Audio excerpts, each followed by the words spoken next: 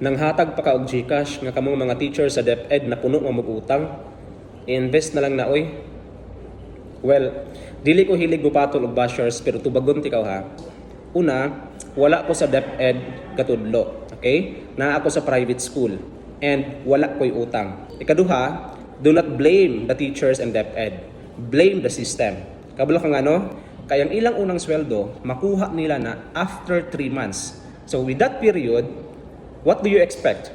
Unsa mag-expect nimo sa mga teachers?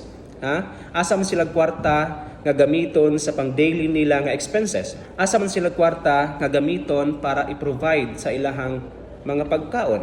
Of course, para makasurvive ka with that 3 months, mangutang gid ka, no? So again, do not blame the teachers and DepEd, blame the system. Kana akong gipanghatag nga GCash, income nako na sa akong pagka-content creator, no? Dili na sweldo nako sa akong pagka-maestro.